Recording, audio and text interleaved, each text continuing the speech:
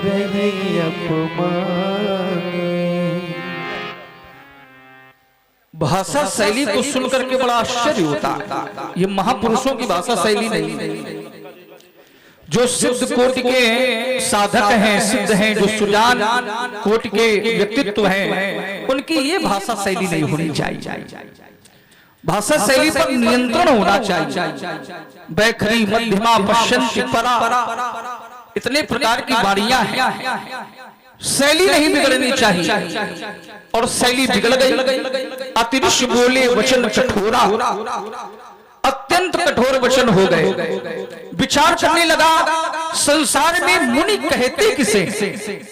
तुम्हारे सदग्रंथ कहते हैं, धर्मे रतः सत्पुरुषे समेता, इस्तेजासनो दान गुण प्रधाना, अहिंसा वीत मलाश्च लोके, भवन्ति पूज्या मुनिसा प्रधाना। जो मनुष्य निरंतर धर्म में ही रत रहते हैं, धर्म का ही चिंतन करते हैं, ये मुनि होने का प्रथम लक्षण है। जो मनुष्य सत्पुरुषों की संगति में रहते हैं, ये मुनि होने का द्वितीय लक्षण है। जो मनुष्य कभी किसी की हिंसा में तत्पर नहीं रहते हैं, ये मुनि होने का तृतीय लक्षण है। और जो मनुष्य कभी कठोर वचनों का प्रयोग नहीं करते हैं, ये मुनि होने का चतुर्थ लक्षण है।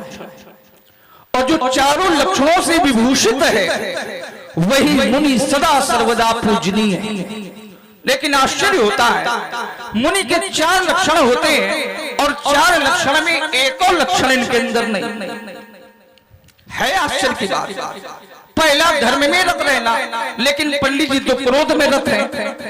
और सिद्धांत कहता है, जहां क्रोध है वहां धर्म नहीं, जहां धर्म है वहां क्रोध नहीं। खोज ततौ मिले नहीं धूरी, करही क्रोध जिम धर्म ही दूरी। साक्ष्य मिलता है कि जहां क्रोध है तो धर्म वहां नहीं है, बहुत दूर है। आपको धर्म में रत रहना चाहिए, लेकिन कहीं ना कहीं से आप क्रोध में रत हैं। पूछो जान अजान जिम व्याप्यो कोप शरीर, धर्म दूर हो गया। मुनि होने का प्रथम लक्षण ही नष्ट कर दिया क्रोध ने। द्वितीय लक्षण तो आपके पूरे जीवन के इतिहास में नहीं कि आपने कहीं आपके साथ भी लोग चले, सदैव अकेले ही चले। हिंसा अर्थात संसार में ना ही कोई किसी का जिसका शत्रु हो, शत्रुवत की भावना ही जिसकी समाप्त हो जाए। कोई उसका व्यक्तिगत शत्रु नहीं है। समाज का जो मित्र हो गया है, समाज को जिसने अपना मान लिया है, उसका कोई व्यक्तिगत शत्रु नहीं हो सकता है। ये भावना आपने तो इसको भी नष्ट कर दिया। सुनहु राम जेहि सिंह धम तोरा, तो सहस बाहु समसु रिपु मोरा। रिपु है वो भी मेरा, व्यक्तिगत संबंध आपने बना दिया शत्रुता का, तो ये भी मुनि होने का लक्षण नहीं है महाराज।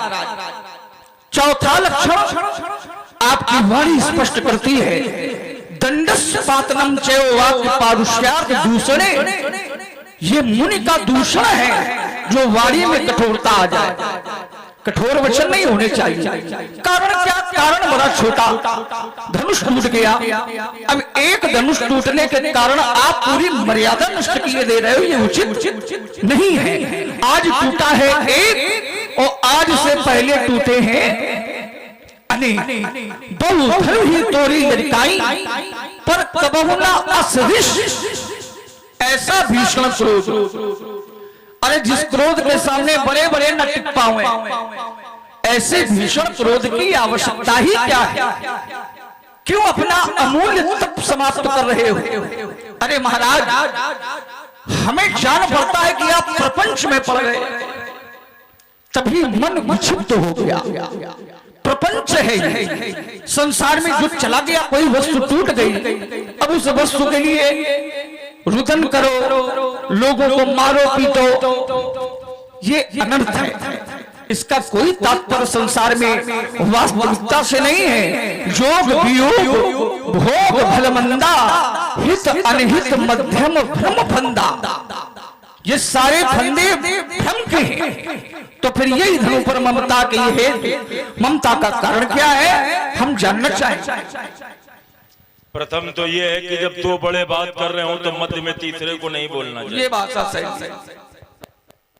तीसरे को मध्य में बोलना नहीं चाहिए, और बोले तो तब बोले जब उन दोनों से बड़ा हो, ज्ञान में बड़ा हो, आयु में बड़ा हो, पद में बड़ा हो। जैसे राजा दशरथ और विश्वामित्र जी वार्ता कर रहे थे, वार्ता नहीं बनी। राजा दशरथ कौन है? धर्म धुरंधर गुणनिधि ज्ञानी। विश्वामित्र कौन है? विश्वामित्र महामुनि ज्ञानी। दो ज्ञानियों में जब बात नहीं बनी तो मध्य में तीसरे ज्ञानी आए। कौन? महात्मा वशिष्ठ जी को वशिष्ठ संबड़ गुण ज्ञानी। तो महात्मा वशिष्ठ ज्ञान में भी बड़े हैं, चाहे दशरथ जी हो चाहे विश्वामित्र जी हो। पद में भी बड़े हैं, वर्ण में भी बड़े हैं, ज्ञान में भी बड़े हैं। तो उन्होंने समझाया, बात बन गई। ये बीच में बोले हैं, ये क्या पद में बड़े हैं, ये वर्ण में बड़े हैं, ये ज्ञान में बड़े हैं, ये काहे में बड़े हैं जो बीच में खड़े होके बोले? क्या इनको ये लगता है जिस बात का उत्तर राजा जनक नहीं दे सका, जिस जनक के लिए प्रमाण है जासु ज्ञान रवि भव नित नासा। राजा जनक का ज्ञान प्रमाणित ज्ञान है, लक्ष्मण का ज्ञान प्रमाणित नहीं है। राजा जनक का ज्ञान क्या है? सूर्य के समान है। जब राजा जनक नहीं उत्तर दे पाए, इनका भाई राम वो उत्तर नहीं दे पाया, तब ये बीच में खड़े हो गए, बीच में बोल पड़े हैं। तो अब देखेंगे कितना बोलेंगे, कहां तक बोलेंगे और कब तक बोलेंगे। राजकुमार लक्ष्मण के दो बिंदु हैं, एक तो है मनमुखी और एक है शास्त्रोन्मुखी। तो हम शास्त्र के लिए खड़े हैं। तो शास्त्रोन्मुखी जो बात है वो बात कहां से प्रारंभ है? मुस्काने, अपमाने और बोले क्या? बहुत अनुही तोरी लड़काई एक, कबहू ना सृष्ट तीन गोसाई दो, यही धनु पर ममता की हेतु तीन। ये तीन बिंदु इनके शास्त्र के हैं। इसके अतिरिक्त इन्होंने जो भी बोला है अपने मन का बोला है, और मन की बोली हुई की बात का कोई उत्तर परशुराम को देने की आवश्यकता नहीं है। जब शास्त्र उपस्थित है, जब शास्त्र आज्ञा दे रहा है, जितना शास्त्र कह रहा है उतना ही बोलने का अगर कार्य किया जाए तो समय भी बचेगा और तुम्हारा स्वास्थ्य भी बचेगा, जो बहुत जल्दी खराब होने वाला। स्थान इनका कहाँ है? यहाँ पद सरोज मेले दो भाई। इसीलिए क्षत्रियों को आशीर्वाद नहीं देता हूं। बिल्कुल भस्मासुर वाली स्थिति है, हम ही से आशीर्वाद ले गए और हम ही का ही समझा रहे हैं। अच्छा, जो बातें बता रहे हैं, क्या परशुराम उस कक्षा का विद्यार्थी है?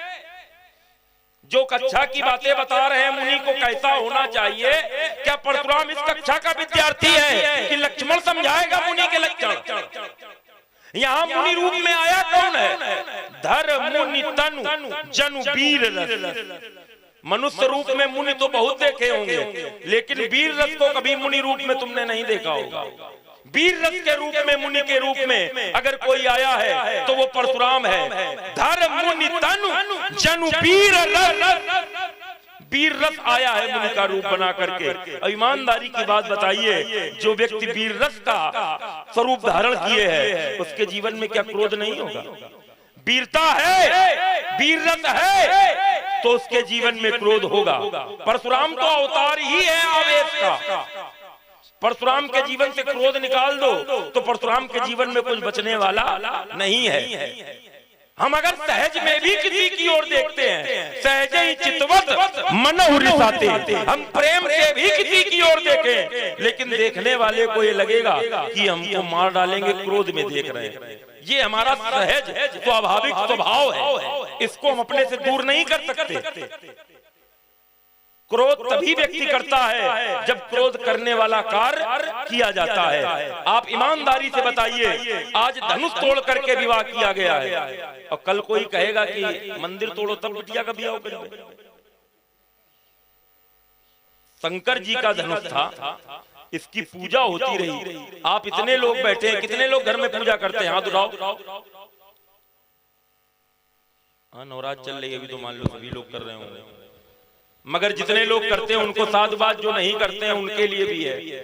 आप लोग घर में पूजा करते हैं, भगवान को फूल चढ़ाते होंगे, और जो फूल चढ़ाते होंगे दूसरे दिन उतारते होंगे, और उन फूल को उतार करके सुरक्षित स्थान पर रखते हैं कि इनको समय आने पर गंगा जी में, यमुना जी में, जहाँ जैसी व्यवस्था है प्रवाहित कर देंगे। क्यों? क्योंकि ये भगवान पे चढ़े हैं, उनके प्रति श्रद्धा होती है। केवल एक बार चढ़ जाने मात्र से फूल की ये स्थिति है। और ये तो भगवान शंकर के हाथ में रहे। भगवान शंकर के थे, एक महात्मा की हड्डियों से बने थे। कल्पना कीजिए, जिस महात्मा ने बैठ करके अपनी अस्थियों का दान किया होगा, गौ ने उसके मांस को चाट करके ये हड्डियां निकाली होंगी, कितनी पीड़ा सही होगी उसने, कितना बड़ा तिरस्कार किया गया, उसको तोड़ करके धरती पर डाल दिया गया। जिसकी पूजा होती रही, अरे पापी से पापी व्यक्ति भी संसार से जाता है तो लोग उसको सम्मान देते हैं। ये तो भगवान शंकर का धनुष था, तोड़ दिया, चलो कोई बात नहीं, बिटिया का विवाह हो गया, कोई बात नहीं, लेकिन जहां से उठाया था वहीं रख देते। लेकिन ना, खंड मही डारे। परशुराम को क्रोध कब बढ़ा? धनुष टूटने पर परशुराम को इतना क्रोध नहीं है, क्योंकि धनुष टूटना तो सुन करके हम आए ही हैं। तेई अवसर सुन शिव धनु भंगा, आयो भ्रकुल कमल पतंगा। धनुष टूटने का तो समाचार हमको पता ही चल गया। अगर धनुष टूटने मात्र से क्रोध होता तो हम सीता को आशीर्वाद न देते। कोई क्रोध में आशीर्वाद देता है? बताइए, कोई व्यक्ति क्रोध में होगा तो आशीर्वाद देगा कि गाली देगा? क्रोध में अच्छे वचन नहीं निकलेंगे, लेकिन हमने बेटी को आशीर्वाद दिया, हमने इन दोनों भाइयों को आशीर्वाद दिया। क्रोध कब बढ़ा? सुनत वचन फिर अनत निहारे, देखे चाप खंड मही डारे। तब हमने क्रोध किया नहीं, अपने आप क्रोध बढ़ गया। क्या बढ़ गया क्रोध?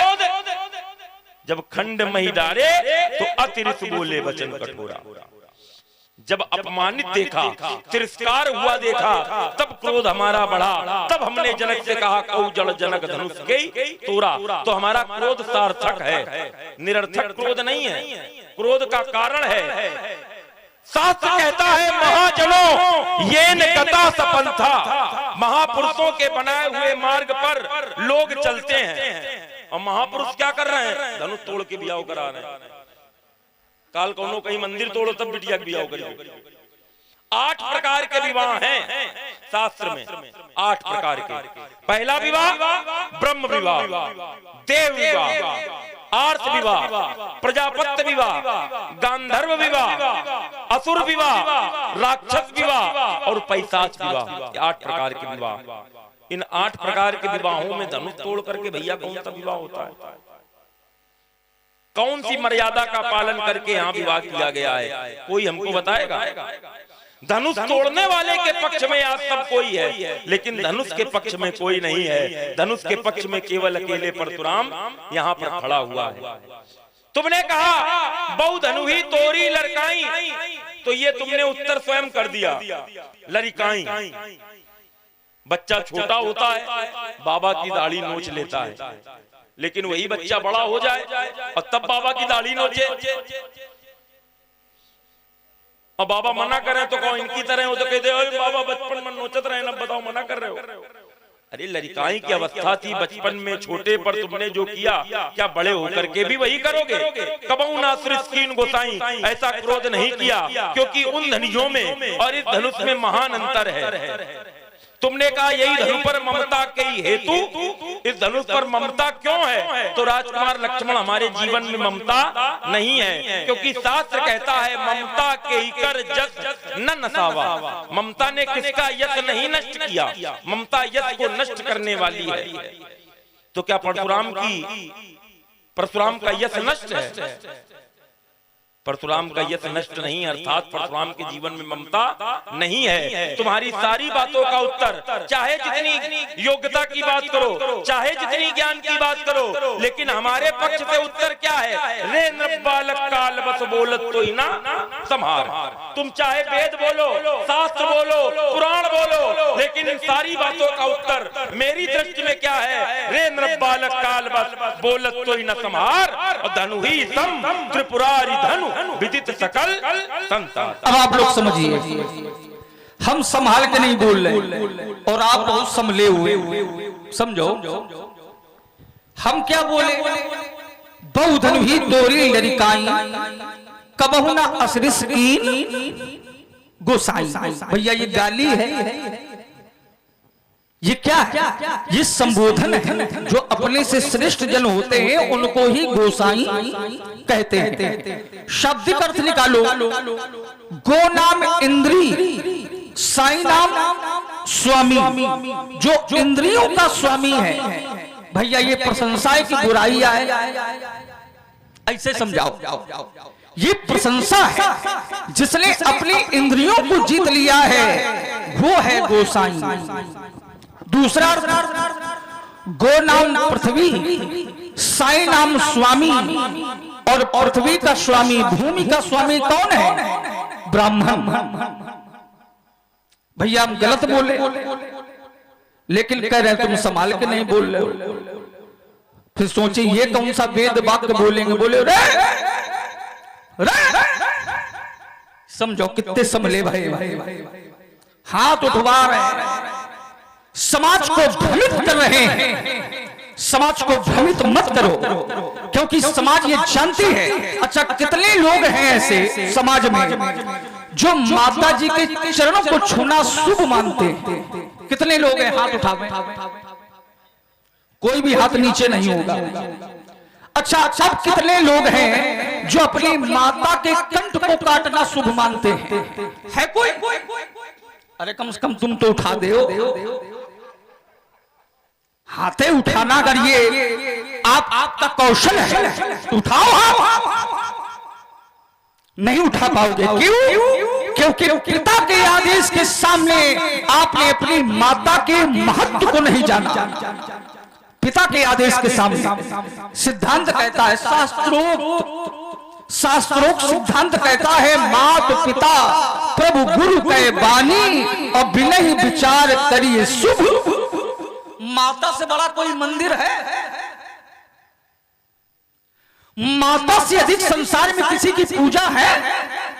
माता से पहले संसार में किसी की पूजा हो तो बता देना। शास्त्र भी जिनकी महिमा का मंडन नहीं कर पाते हैं वो है मां। उपाध्यायांगस आचार्यम आचार्याणाम शतम पिता सहस्त्रम तु पित्रम माता गौर विडंत्रिच्यते। उपाध्याय से श्रेष्ठ है 10 गुना आचार्य, आचार्य से श्रेष्ठ है 100 गुना पिता, और पिता से भी 1000 गुना श्रेष्ठ है मां। तो मां की महिमा का वेद भी वर्णन नहीं कर पाए, शास्त्र भी उनकी गणना नहीं कर पाए। आपने महत्व को नहीं जाना, आदेश को सुना। जिस पुत्र के लिए पिता के आदेश का महत्व है, तो शिष्य के लिए भी गुरु के आदेश का महत्व है कि नहीं? क्योंकि उसी स्थान में गुरु को भी रखा गया है, गुरु के बानी। तो यदि पिता के आदेश का पालन करने के लिए आप अपनी माता को मार सकते हैं, तो गुरु आदेश का पालन करने के लिए क्या वो धनुष नहीं तोड़ सकता? सीधे उत्तर ले।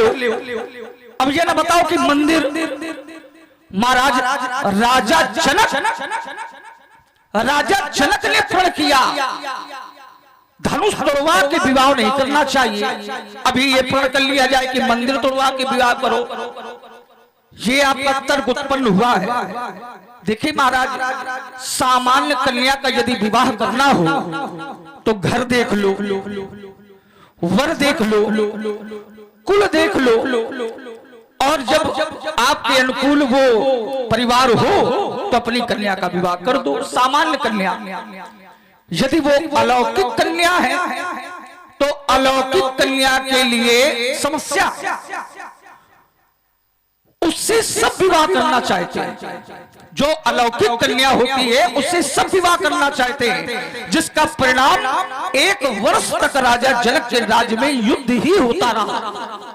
कारण विवाह। कौन ऐसा नृपाल था जो विवाह नहीं करने आया था? सब करने आए थे। दीप दीप के भूपति नाना आए सुन जो हम प्रण ठाना, भूप सहस 10 एक ही 12 पर लगे उठा मन टरही ना। अब ऐसी अलौकिक कन्या का विवाह कैसे किया जाए, तो उसके लिए बना है स्वयंवर। आपने 8 प्रकार के विवाहों का वर्णन किया, तो उसका थोड़ा मतलब भी समझ लेते। ब्रह्म विवाह क्या है? जिसमें दूल्हा जाता है, दूल्हे के साथ में बारात जाती है और दूल्हे का वेश परिवेश होता है। शीश पर मोर और शरीर में जामा, पीछे बारात, वो है ब्रह्म विवाह। और दूसरा कौन सा विवाह है? देव विवाह। तो देव विवाह के अंतर्गत आता है स्वयंवर, जिसमें बारात साथ में नहीं होती है, दूल्हे के साथ में बारात नहीं होती, दूल्हों की ही बारात होती है। उसमें सभी दूल्हे आते हैं, सब दूल्हा बनने आते हैं। तो यहां कौन सा हुआ है? देव विवाह। सी स्वयंवर देखिए जाई, ईस काह धो दे बड़ाई। तो ये महाराज स्वयंवर के लिए धनुष का प्रयोग हुआ, ये भी हम बाद में जान पाए। तो स्वयंवर, अब विवाह तभी संभव था जब धनुष का खंडन होगा। अब आप विचार करिए, का विचार करिए, जीवन में ब्याह भाव हो तो जानो, याद कौनो करवा दी ने 60 विवाह तो याद करे, लेकिन अनुभव नहीं। कह रहे हो ना कि तुम काहे में बड़े, हम तुमसे अनुभव में बड़े।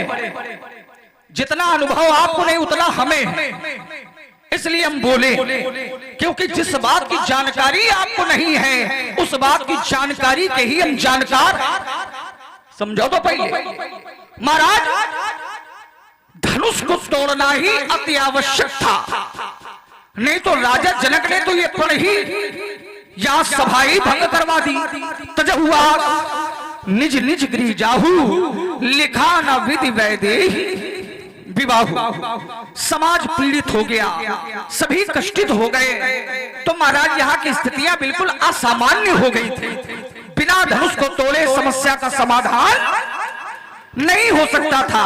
अब रही बात धनुष की, तो महाराज एक बात हम आपको बहुत विशेष बताऊं, धनु ही समग्र पुरारी धन। धनुष, जिस धनुष की आप बात कर रहे हैं, जिस धनुष की प्रतिष्ठा इतने बता रहे हैं, ये कौन सा धनुष है? महात्मा दधीच जी ने जब अस्थियों का दान किया था, शरीर का मांस चटवाया था गहुओं से, तो भैया कष्ट उस समय हुआ था कि आज हुआ है? कष्ट उस समय हुआ था, तो आप तो ये लोहा लंगर लाद के उस समय पहुंचना चाहिए। ऐसा क्यों कर रहे हैं? आज कष्ट नहीं हुआ, आज से मोक्ष की प्राप्ति हुई है। क्यों? क्योंकि जिस समय भगवान शंकर जी ने इसका त्याग किया था, तब से वो भगवान शंकर के वियोग में यहां पर पड़ा हुआ था। जिसे भगवान छोड़ दें भैया, उसे जीने की कोई आस है? वो जीवित रहना चाहेगा जिसे भगवान ही छोड़ दे। वियोग में जी रहा था, लेकिन धनुष तोड़ने वाले के हाथों से आज इसे शुभ गति मिली है, मोक्ष मिला है। तो महाराज यदि इस भाव से देखोगे तो धनुष का टूटना भी कोई अपराधजनक कार्य नहीं है, क्योंकि आयुधों का महत्व तब तक रहता है जब तक वो क्षत्रिय है, उसे योद्धा धारण करते हैं, और जब वो निष्क्रिय हो जाते हैं तो भगवान शंकर जी की तरह उसका लोग त्याग कर देते हैं। ये वो धनुष है। तो हमारी दृष्टि में तो ऐसे जितने भी धनुष हैं जिन्हें छोड़ दिया गया वो सब बराबर है, उनके टूटने से ना टूटने से कोई हानि लाभ नहीं है। मैं यही रुकता हूं।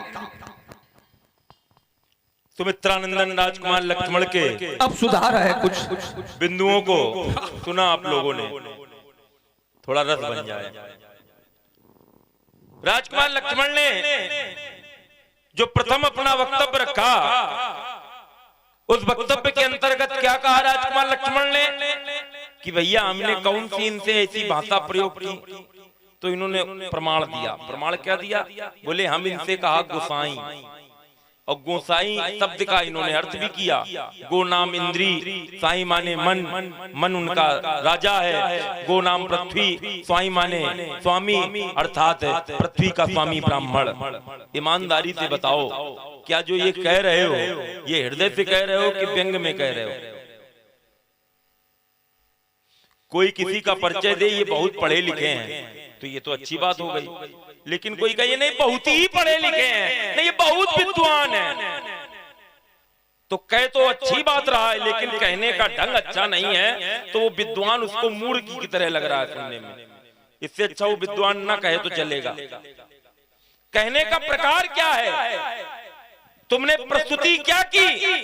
सुनि मुनि बचन लखन मुस्काने, बोले परस धरई अप माने। तुम्हारी भूमिका क्या है?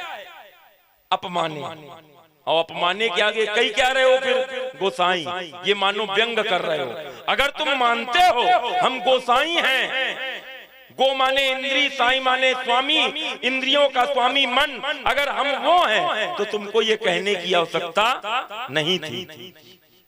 ये निश्चित हो रहा है कि तुम हम पर व्यंग कर रहे हो, न कि हमारा सम्मान कर रहे हो। हमने जो भाषा शैली प्रयोग की, अब पढ़े लिखे होते तो जानते। हमने क्या कहा? रे नृप बालक काल बस, रे भो हे। जो वैयाकरण के छात्र हैं, जो संस्कृत विद्यालय में पढ़ते हैं, वो जानते होंगे रे कहाँ प्रयोग होता है। क्यों बेटे? हे कहाँ प्रयोग होता है? भो कहाँ प्रयोग होता है? भो कहाँ प्रयोग होता है? क्यों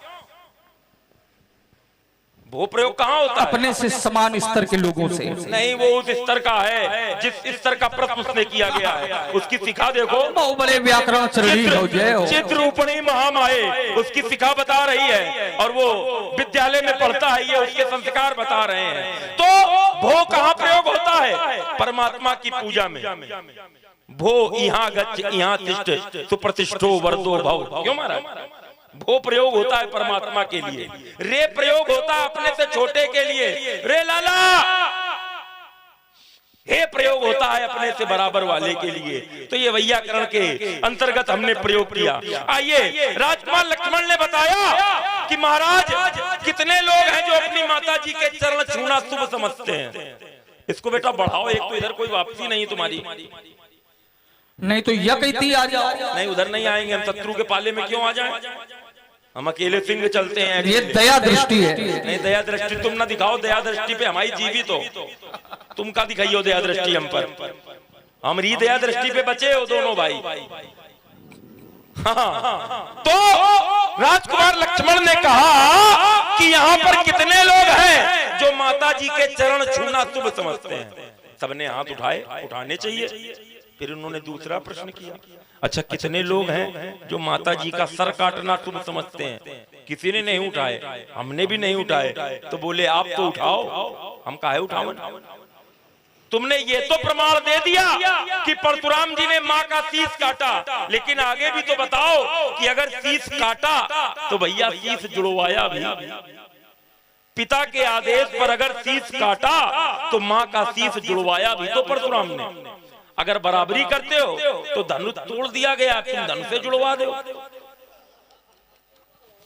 बताओ, हमने तो माँ का शीश काट करके उनको जीवित कराया। हम तो ऐसे वंश के हैं जहां मरने के बाद भी जिंदा कर दिया जाता है। हमारा ऐसा वंश है, मृत संजीवनी विद्या हमारे वंश में सुरक्षित है। मर जाओ उसके बाद भी हम जिंदा कर देंगे। लेकिन धनुष तोड़ने के बाद धनुष तोड़ने वाला जोड़ दे का वैसे बना दे तो मान जीवे। तो यो ना हो। हमने माँ का वध किया, पितु आयत सब धर्मक टीका।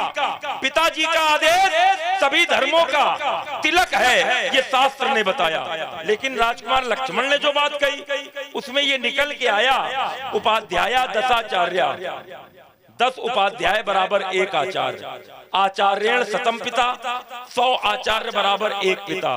सहस्त्र पितरन तू माता, 1000 पिता बराबर 1 माता। माता का पद ऊंचा है, ठीक बात है, माँ का पद ऊंचा है। लेकिन जब माँ आदेश दे आदेश पिता ने दिया, अब पिता के आदेश के बाद अगर माँ आदेश दे तो पुत्र को माँ के कहे वचनों का पालन करना चाहिए। शास्त्र ने बताया, जो केवल पितु आयस उताता तो जन जाऊ जान बड़ी माता, और जो पितु माँ तू कहो। बाकी समझदार लोग पहुंच गए। अगर माता पिता दोनों ने आदेश दिया है तो वो कार्य करो, अगर केवल पिता ने दिया है तो मत करो। तो मुझे मेरे पिता ने आदेश दिया तो मेरी माँ मुझको मना करती, नहीं परशुराम तुम मेरा शीश नहीं काट सकते। अगर तब हम शीश काटते तब दोष लगता। मेरी माँ ने कोई उत्तर नहीं दिया, अर्थात माँ ने कोई विरोध नहीं किया, तो मैंने माँ का शीश काटा पिता के आदेश का पालन करते हुए। अगर मेरी माँ आदेश दे देती तो मैं अपनी माँ का शीश ना काटता, क्योंकि शास्त्र का मुझे ज्ञान है, शास्त्र का मुझे भान है। केवल पिता का आदेश था तो मैंने शीश काटा, उसके बाद शीश जुड़वा दिया। हम काटने के बाद जुड़वाने का भी सामर्थ्य रखते हैं, इसीलिए हमारी बराबरी कोई नहीं कर सकता है। राजकुमार लक्ष्मण ने कहा कि धनुष तोड़ने वाले ने उसको भगवान से मिला दिया। ये भगवान शंकर के थे, उनसे अलग हुए और वियोग था। यही प्रक्रिया है मिलाने की, भगवान से मिलाने की प्रक्रिया। अच्छा, इनके यहाँ भगवान बड़ी जल्दी बन जाते हैं लोग। धनुष तोड़ने वाले का भगवान बनाए और अपनो भगवान बनो चाहते हैं। इनकी स्थिति समझो पहले, ये खुद ज्यादा भगवान बनो चाहते हैं, ओका कम बनाओ चाहते हैं। अच्छा बताओ कैसे भगवान बनना चाहते हैं, हमको बता दें। दिस कुंजरऊ कमट अहिकोला धरऊ धरणी धर धीर न डोला, और अमुक चाहई शंकर धन तोरा हो सजग सुनियायत मोरा। ये भैया धरती को आदेश देने वाले कौन है? दिशाओं के हाथियों को आदेश देने वाले ये कौन है? कमट माने कच्छप भगवान को, कच्छप तो स्वयं भगवान है, उनको आदेश देने वाले ये कौन है? शेषनाग को आदेश देने वाले ये कौन है? तो ये स्वयं भगवान बनना चाहते हैं। ये भगवान भगवान नहीं किसी को मानते हैं, इनको भगवान अति महत्वाकांक्षा है इनके अंदर, तभी तो बीच में बोल पड़े। अत्यंत महत्वाकांक्षा है, सम्मान की भूख इनके अंदर ज्यादा है, इसीलिए ये मध्य में बोल पड़े। जब राजा जनक ने कहा वीर विहीन मही में जानी, तब बोल पड़े। और यहाँ तक बोले तौरो छत्र दंड जिमी तो प्रताप बलनाथ इत्यादि इत्यादि, मैं ये कर दूं वो कर दूं, लेकिन ये को आदेश नहीं मिला। आदेश मिल जाए तो तोड़ ही देती। चाई माई करे चक्कर में घूम रहे ना, लेकिन तुम्हारा ध्यान पूरा चाई माई में रहता है। तुम कहो ना कि 8 प्रकार के विवाह हैं और इनके तो एको नहीं भय। अरे भाई विवाह नहीं हुए तो बराते तो कीन, हम 5 भाई हैं, सबसे छोटन बियाह भले ना भय। बारात यात्रा हो तो का स्वाचत रहो। अरे हम बताइए तुमका का स्वाचत रहा, तुम का सोच के आवे बाचाल कहीं का। हमने अपने पिताजी के आदेश पर माँ का शीश काटा, धनुष तोड़ने वाले ने गुरु के आदेश पर अगर धनुष तोड़ा है तो उचित नहीं किया। क्यों? गुरु जी के आदेश पर अगर तोड़ा गया है तो गुरु जी की वस्तु तोड़ी जाए। लेकिन ये क्या था? त्रिभुवन गुरु का था। भैया गुरु जी बने हैं कि त्रिभुवन गुरु बने हैं? त्रिभुवन गुरु बने। तो गुरु जी को क्या अधिकार है त्रिभुवन गुरु की संपत्ति तोड़वाने का? कोई अधिकार नहीं। जैसे राजा बलि ने गुरु का विरोध किया, अगर गुरु जी भी गलत करें तो गुरु जी का विरोध करो। राजा बलि ने गुरु जी का विरोध किया। गुरु जी क्या बोले राजा बलि के कि जिसको दान दे रहे हो इसको दान मत दो। क्यों ना दो? क्योंकि ये वामन नहीं है, ये भगवान नारायण है, विष्णु है, इसको मत दो। लेकिन बलि ने गुरु जी की बात नहीं मानी, तो दंड बलि को ना मिल करके दंड किसको मिला? गुरु जी को मिला। और बलि को सम्मान मिला। क्या सम्मान मिला? शास्त्र ने बताया, रंति देव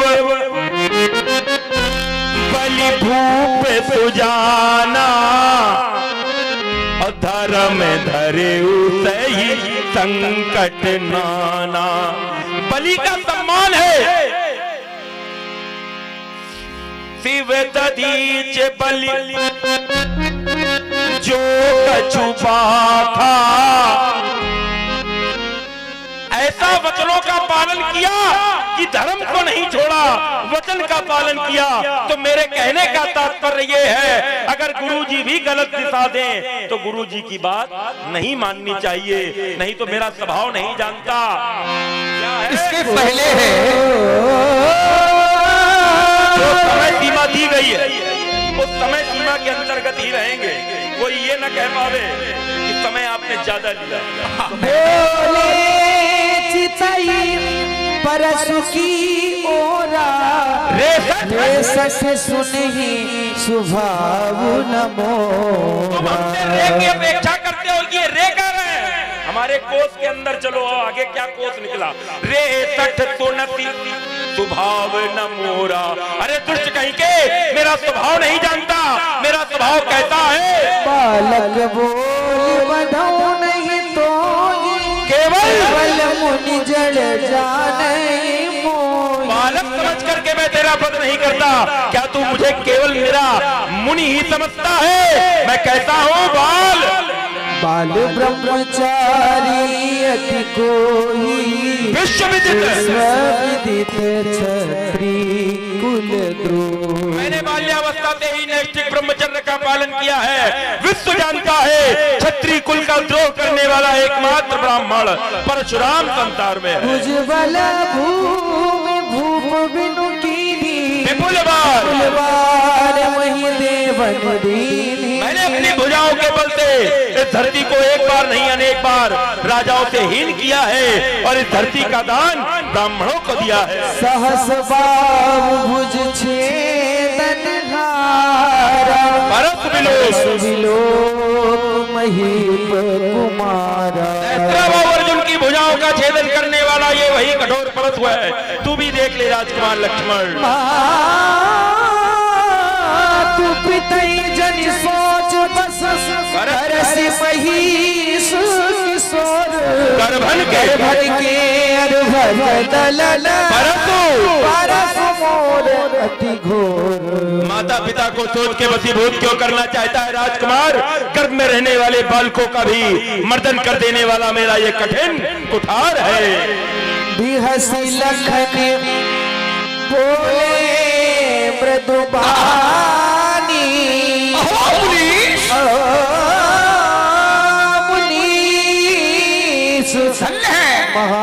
महाभद्रमानी। अरे महाराज, ज्ञान की बातें कर रहे थे तो थोड़ा बहुत पच भी रहे थे और ये फरसा दिखाने लगे, लड़ाई की बातें करने लगे। क्या बताऊं मैं, कैसे वातावरण में रहते हैं। ये लड़ाई करने का समय नहीं है, ये धनुष तोड़ने वाले की बड़ाई करने का समय। ब्रह्मादिक सुरसिद्ध मुनीषा प्रभु ही प्रशंसा ही दे ही असीसा। धनुष तोड़ने वाला तो भगवान है ही। भगवान कहते किसे हैं, ये बहुत बड़ा प्रश्न है। ऐसे भगवान की उपाधि किसी को प्राप्त नहीं होती जो घट संपदा से संपादित है, उसे ही भगवान कहते हैं। और तोड़ने वाले में कोई कमी ही नहीं है। मही पाताल नाग यश व्यापा, उसे समझें। युद्ध की बातें कर रहे हैं महाराज, हमने भी बहुत से युद्ध देखे, बहुत से युद्ध किए हैं। योद्धा 4 प्रकार के होते हैं, भट्ट, सुभट, उद्भट और सबसे बड़े महाभट्ट। आप महाभट्ट कोट के योद्धा हैं, ये आप अपने आप को माने हैं, अच्छी बात है। अपनी विशेषता स्वयं बता रहे हैं, हमने ये किया, हमने वो किया।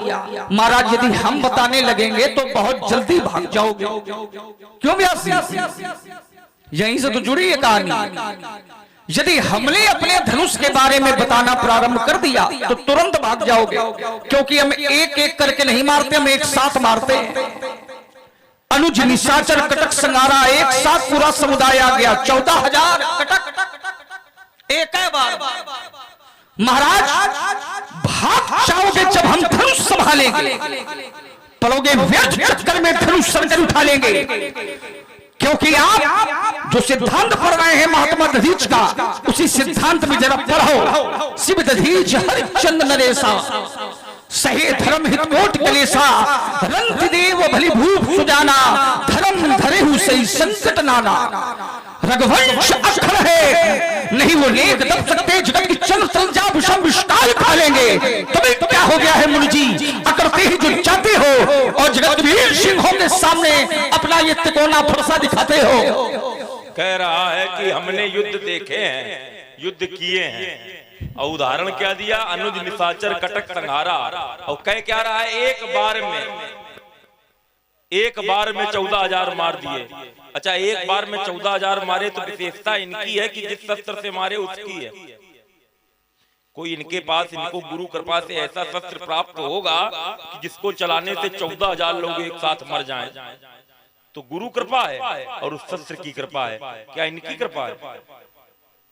और फिर 14,000 मारे, उनमें से एक का भी नाम नहीं। हम रिपु पर कृपा नहीं करते हैं। और सुन रहे हैं दोनों ही महानुभावों के द्वारा सुंदर प्रस्तुति, तो प्रभावित हुए हैं हमारे बड़े ही सुंदर पात्र हैं कुलदीप द्विवेदी, जो कि फतेहपुर से पधारे हैं। आपकी ओर से 51 श्रद्धा सुमन भार्गव, और बड़े ही परिश्रमी हैं व्यासी।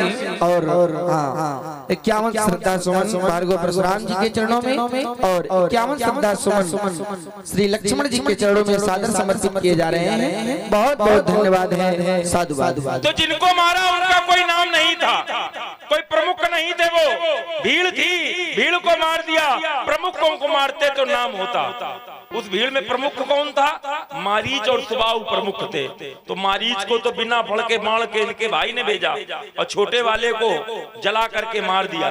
तो प्रमुख तो इनके भाई ने मार दिए जिनका नाम था।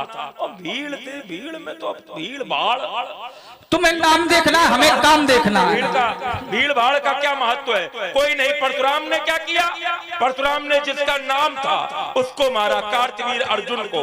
तुम्हारे तो 2 ही भुजाएं हैं, 1000 भुजा थी उसके, उसको मैंने मारा। मुझसे वीरता की बातें करता है, अरे चूर कर करता, एक चपेट की चलाकार लेता लपेट चारों ओर एक फेरे में, दिक्कत है जात आई भाई भड़क जात, एक खोल कर घेरे में चटक चटाक टूटती कमक पीठ मंदता दिखाई दे, हर के उजेरे में प्रबल प्रताप भगवंत मार्तंड लकी। ये तेरे जैसे छत्री लुकत अंधेरे में। अपने पीछे किसी से लिखवा ले कि सहस्त्रा बाहु को मारने वाला, लिखवा लो, क्योंकि जब से आयो ये चौथी बार नाम लिया है आपने सहस्त्रा बाहु का।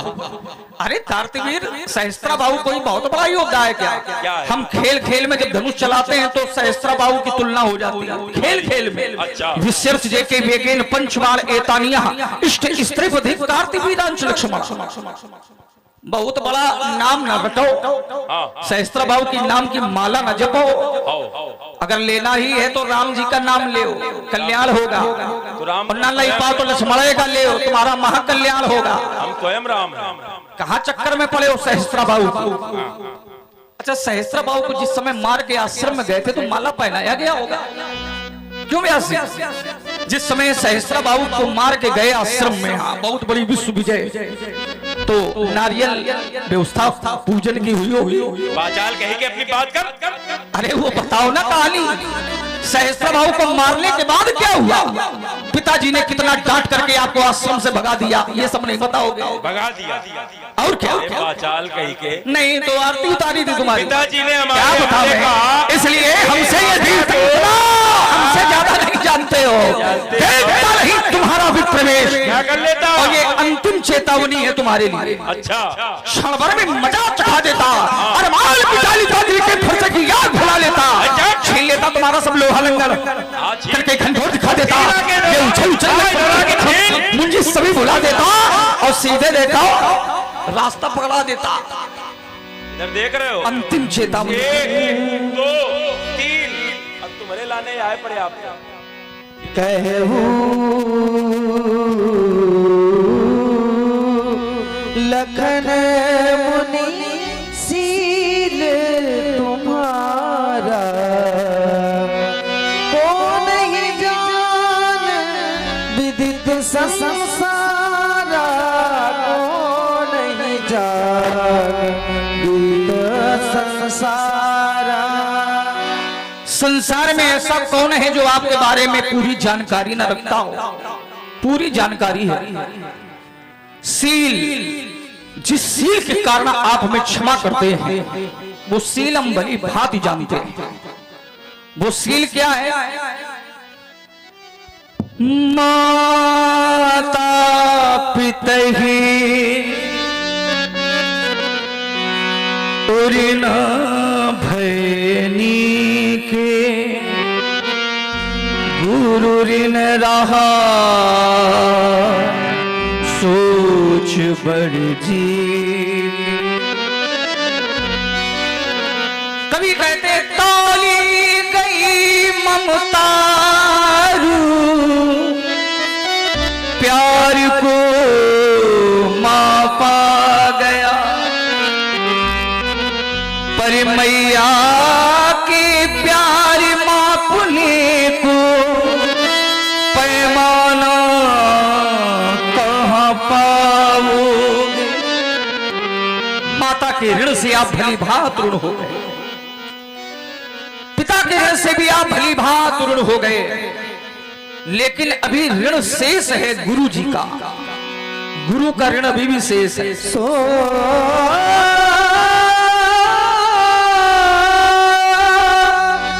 जनो हमारे माथे काढ़ा दिन चले गए, ब्याज बड़ो बाढ़ा।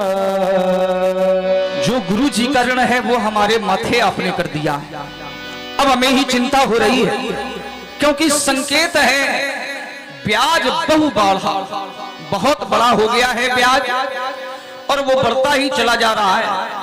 इसलिए अब एक ही उपाय है, और वो क्या है व्यासी?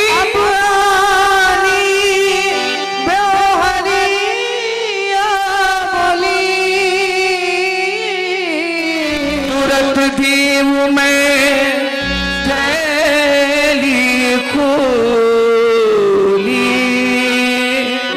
तुरंत देव में थैली खोली। हम अपनी व्यक्तिगत थैली खोलेंगे और आपका सारा ऋण चुका देंगे। पंडित जी, चाहे जितना ऋण हो। इतना ब्याज हो गया है कि तुम चुकाए न पाइयो। तुम्हारा लक्ष्य भी यही है कि ब्याज बढ़ाए। जब मूल नहीं चुका पाए तो ब्याज ही इतना बढ़ गया, तो ब्याज तो बहुत बढ़ गया है, कहाँ तक चुकाओगे। रही बात बेवरिया की, बेवरिया भगवान शंकर का नाम है, तो यहाँ पर बेवरिया के रूप में हमें देखना है आपके कौन कौन व्यवहारी हैं। सब हमारे व्यवहारी, ये जितने बैठे सब हमारे व्यवहारी। ऐसे नहीं मानेंगे जब तक हम व्यवहार नहीं देखेंगे। अब व्यवहार वाला देखो, हमारे जीवन में ऐसा कोई काम नहीं, ना हमका बिटिया का ब्याह करेगा, ना लड़का के, ना हमका नहीं, तो हमें कैसे पता चले कि ये व्यवहारी है? व्यवहार हमारा ये है क्योंकि 3 प्रकार से, 3 कारणों से कोई किसी से जुड़ता है। 3 कारणों से, भाव से, प्रभाव से और स्वभाव से। हम किसी से जुड़ते हैं, या तो भाव होगा उसके प्रति, या उसका बहुत बड़ा प्रभाव होगा, या उसका स्वभाव होगा। तो भाव, प्रभाव और स्वभाव, ये तीनों ही हमारे पास हैं। प्रभाव भी हो सकता है हमारा भाव भी हो सकता है और स्वभाव भी हो सकता है। तो ये बड़ी पुरानी परंपरा है। तो हमारे समिति के जो भी पदाधिकारी हैं, ये जितने भी लोग बैठे हैं, ये सभी आकर के व्यवहार रूप में लक्ष्मण के हमके, क्योंकि लक्ष्मण को हम देंगे मृत्युदंड, और ये व्यवहार बेटा तुम्हारी तरफ से देंगे, तो हमारी और काहे का करे दे रहे हो। ये अच्छा, हमारी तरफ व्यवहारी खड़े हुई हैं, तो कर्जा तुमका चुकावेगा और हम इनते लेवे, वो व्यवहारी हमारे हैं। देखो कैसा राजनीति का पाठ 16 दूनी 8 पढ़ा रहा है। अरे जब कर्जा तुमने माना है, तुम्हारे काढ़ा है, तो तुम निकाल के कर्जा चुकाइयो कि हमारे व्यवहारी से लेके हमका चुकाइयो। बिना आपके व्यवहारियों को जाने समझे कुछ नहीं होने वाला। तो हमारे जितने व्यवहारी हैं भैया, वो उठ के नहीं आएंगे, हम भले उतर के इनके पास पहुंच जाएं। नहीं तो यही व्यवहार है। नहीं तो व्यवहार हमारा ये ऐसे बैठे बैठे हमें व्यवहार है, देखना है कि क्या व्यवहार है। जो भी कमेटी के सदस्य हैं, तो 4 लोग पहुंच जाएं, भार्गव जी के प्रणाम करें। व्यवहारिया बोली, ये बुलाना, ये क्रम है, तो इसको पूर्ण करें और आगे कार्य करें। आज ये प्रमाणित होगा कितना व्यवहार है, और व्यवहार भी देते जाए। जो भी भगवान, धन के पीछे व्यक्ति भागता है कब तक? जब तक निधन नहीं हो जाता। और धन का क्या है? धन तो धरा के मध्य में तेरा धरा रह जाएगा, पशु भी बंधे रह जाएंगे, जब अंत का दिन आएगा। अब इसको कभी दोबारा ना सुनाना। ये भैया ये दे दो वहां पर व्यवहार हमारा, ये उनको दे दो गुरु जी को। इस प्रकार से हमारे जो भी व्यवहारी थे, चुप गया ऋण। हाँ, पूरा ऋण उतर गया है। अब व्यास जी कोई ऐसी वाणी सुनाओ जिसको सुन करके हमें आनंद आवे।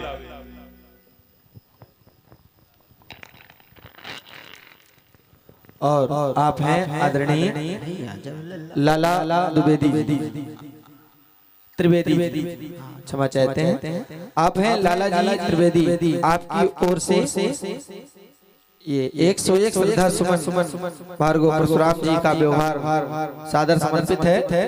बहुत बहुत धन्यवाद है, साधुवाद है सभी दानदाताओं को। और लीजिए प्रभु श्री राम जी की वाणी आप सभी भक्तगण श्रवण करें। अति विनीत व्रत शीतल पानी, बोले राम जोरी जुग पानी। ना जाने क्यों माँ की ममता में वो शक्ति होती है जो और किसी में नहीं। माँ को आभास हो जाता है कि कहीं कोई संकट अवश्य आएगा, और आज वो संकट मैं अपने नेत्रों के सामने देख रहा हूं। तभी मेरी मैया ने चलते समय मेरे हाथों में लक्ष्मण का हाथ सौंप कहा था, राम जिस तरह लिए जा रहे हो मेरे लक्ष्मण को, वैसा ही मुझे लौटा देना। क्योंकि मुझे ऐसा लगता है कि कहीं अगर लक्ष्मण के जीवन पर संकट की घड़ी आ गई तो उसकी रक्षा कौन करेगा। उसी क्षण मैंने देखा कि माँ के नेत्रों से अश्रु बह रहे थे, क्योंकि एक माँ के हृदय से उसका लाल अलग हो रहा था। हो भी क्यों ना, कौन ऐसी अभागिन माँ होगी जिस माँ ने अपने जीवित रहते हुए ही अपना पुत्र इन कंधों पर जाते हुए देखा। किस माँ के हृदय ने अपने इस जीवन में अपने ही लाल को अपने नेत्रों के सामने जाते देखा। आप कहते हैं राम, लक्ष्मण के द्वारा कहा गया हर एक शब्द मेरे हृदय को सूलों की भांति चुभ रहा है। मैं इसे जीवित नहीं देखना चाहता। हट जाओ राम, आज मैं इसका वध कर दूंगा। नहीं नाथ, एक माँ के जीवन से अगर आप उसका पुत्र ही छीन लेंगे तो उस माँ का फिर जीवन ही जीवन क्या, जिस जीवन में उसका लाल ना हो।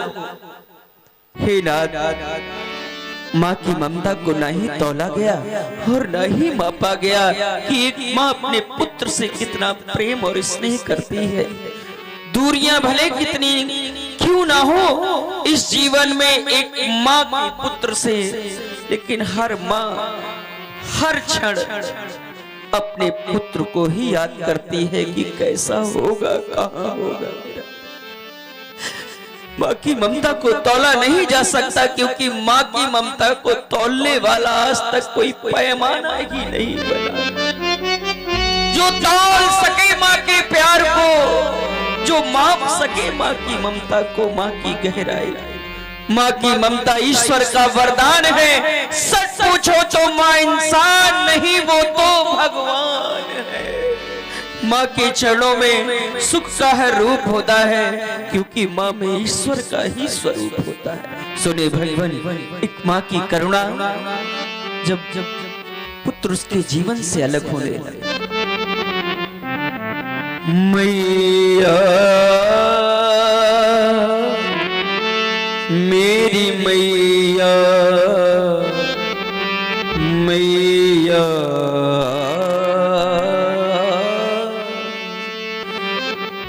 मैया ने चलते समय कहा, हे राम वचन मम सुन लेना, जिस भांति लखन को लिए जाते वैसा ही मुझे लौटा देना,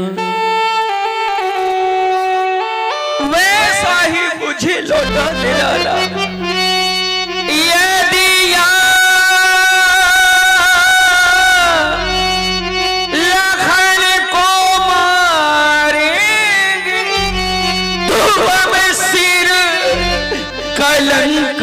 लग जाएगा मुझसे पीछे यह आया है क्या जग से पहले ये जाए।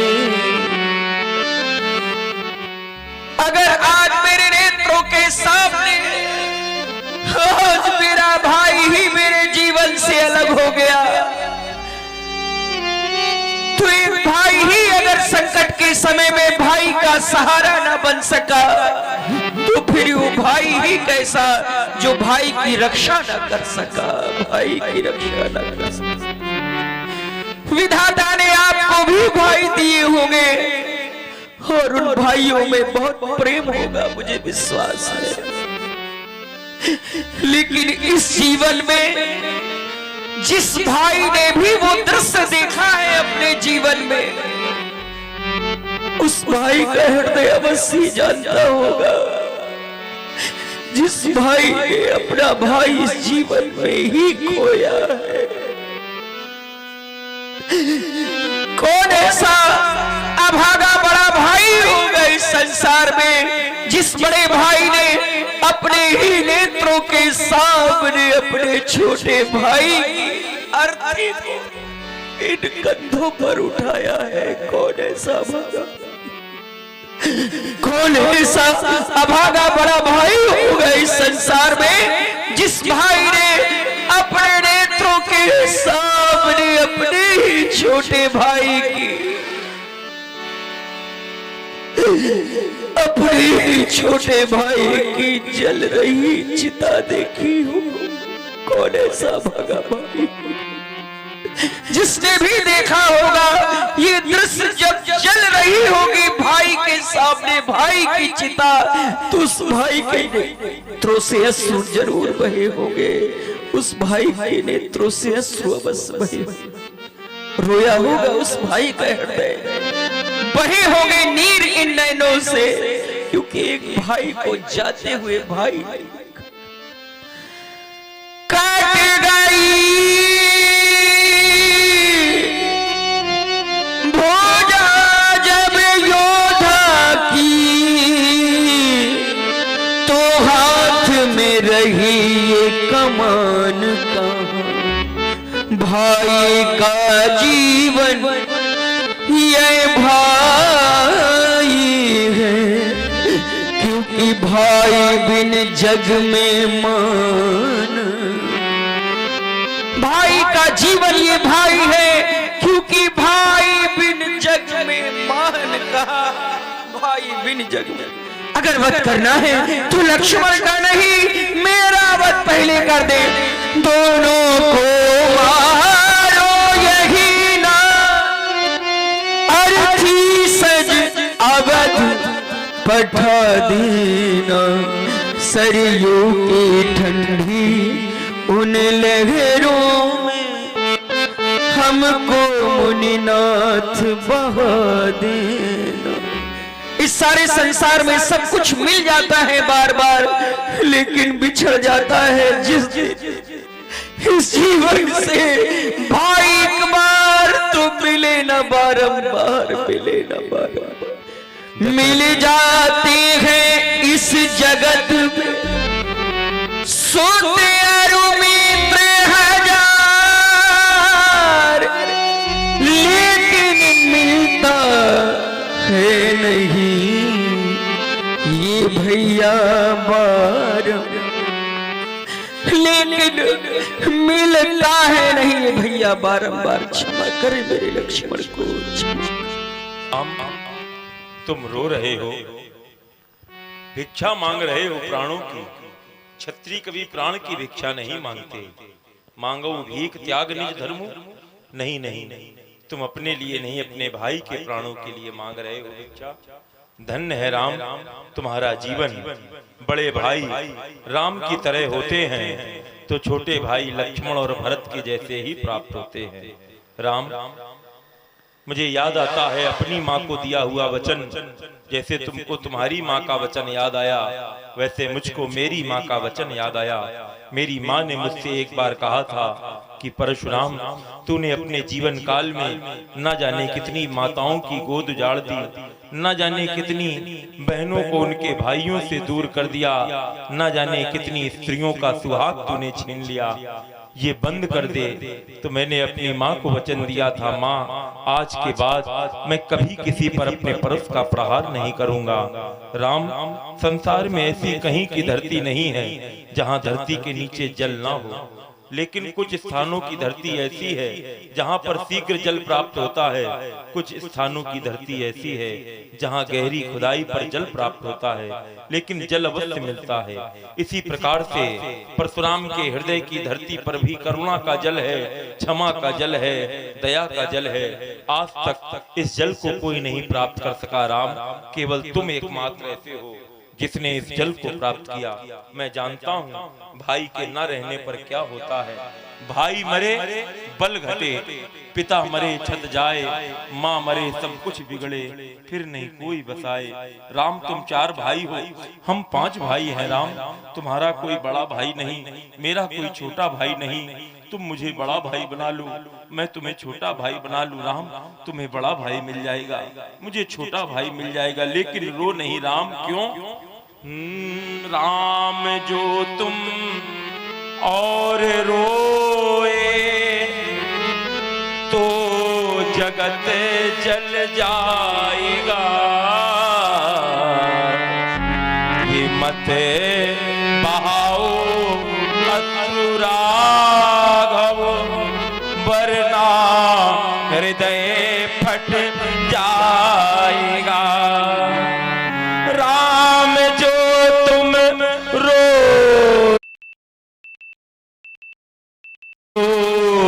रहे हैं भक्त सारे, ये मत बहाओ अश्रु राघव, बन जाएंगे तत् क्षण अंगारे।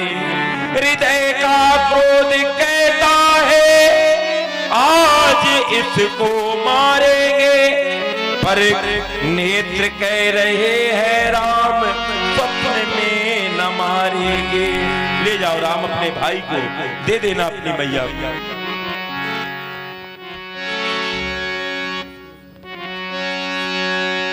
सुने मृदुगुण बचन रघुपति के, उघरे पटल परसुधर मती। मैं तुम्हारे हृदय में, वक्षस्थल में आज अपने पूजनीय बाबा भृगु के चरण चिन्ह देख पा रहा हूँ। रुक जाओ राम।